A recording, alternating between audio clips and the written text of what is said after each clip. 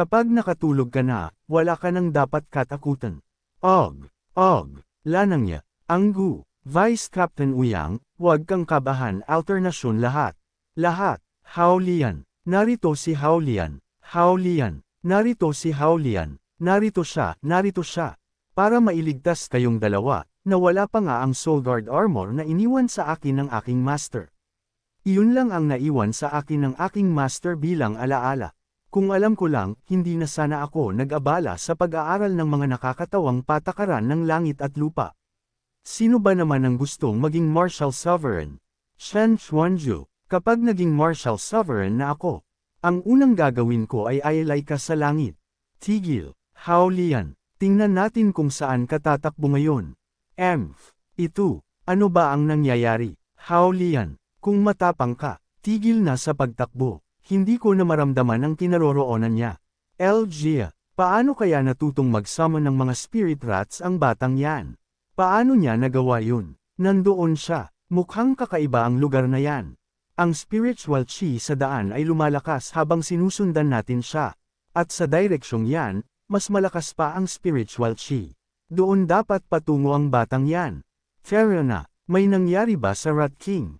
Ano ba ang nangyayari sa mga spirit rats na yan? Hinahabol si Hao Lian. Ililigtas ko ba siya o hindi? Alternasyon. Huwag na lang. Hindi sinabi ng langit na iligtas ko siya, hindi ako dapat sumalungat sa tadhana. Alternasyon. Mas mabuting tingnan kung ano ang ginagawa ng ibang guilds. Alternasyon. Lalo na ang Empyrean Pavilion, kailangan nating bumuo ng mas magandang relasyon sa kanila para masolusyonan ang problema sa pagiging single ng mga matatanda. Alternasyon.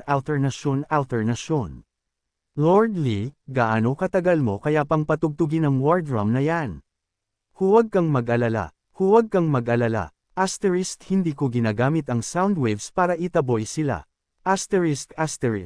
Nakapture ko lang ang frequency ng sound waves na kinatatakutan ng mga daga, kaya hindi na kailangan ng maraming chi. Nakapture ko lang ang frequency ng sound waves na kinatatakutan ng mga daga, kaya hindi na kailangan ng maraming chi. Ang kinakatakutan ko ay sa ating kasalukuyang kalagayan, hindi na natin makuha ang Eternal Evergreen Tree. Matagal na tayong magkakasama. Sa aking obserbasyon, mukhang wala kayo sa Star Moon Illusion Realm. Ano ba ang gusto mong sabihin? Ang gusto kong sabihin ay, dahil hindi kayo galing sa Star Moon Illusion Realm, mukhang wala kayong tirahan sa sitwasyong ito. Susunod ba kayo sa inyo at sa inyong guild para magnegosyo? Baka hindi nyo maintindihan ang sitwasyon sa Merchant Alliance. Ang lakas ng Merchant Alliance ay hindi nagpapahuli sa mga pangunahing puwersa, at ang aking 4 Extreme Sect ang pinakamagaling sa Alliance.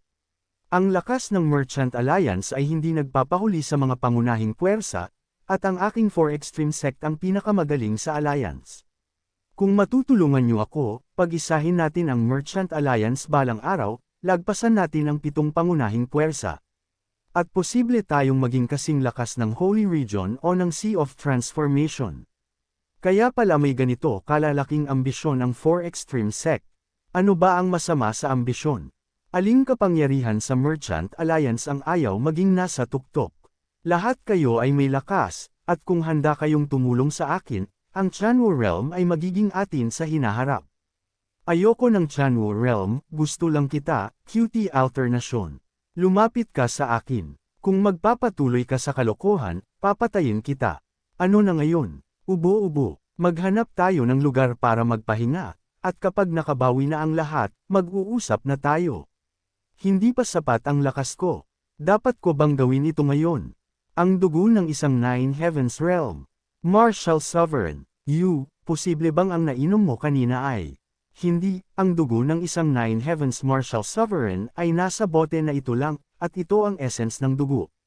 Kailangan ng dugo ng isang buong Nine Heavens Realm Powerhouse para ma-refine ang maliit na bote na ito. Ang blood essence ay dapat kunin mula sa sariwang dugo. Ibig sabihin, ang dugo na nasa kamay ni Yu ay kinuha mula sa isang buhay na Martial Sovereign. Ang dugo ito ng aking master. Dugo ito ng aking master. Tuldok. Sa ganitong kaso, itabi muna natin ito. Hindi pa handa ang katawan mo para sa epekto ng ganitong dugo, baka sumayad. Hintayin natin ang tamang pagkakataon para gamitin ito, para hindi masayang ang pag-asa ng iyong master. Sa totoo lang, pwede mong tikman ang dugo niya. Lord Shang, gising ka na. Ang katawan niya ay naglalaman ng essence ng mother source ng ating lahi ng halimaw. Ang pag-inom ng dugo niya ay maaaring magdulot ng hindi inaasahang resulta. Nagbibiro ka ba? Hindi pa ako handa para sa ganitong laro alternasyon. Hindi ka ba natatakot na ma-poison ka ng dugo ko? Ha? Kanina lang, nakipag-team ka sa kalaban para lumaban sa amin, hindi pa natin naayos ang score na yan.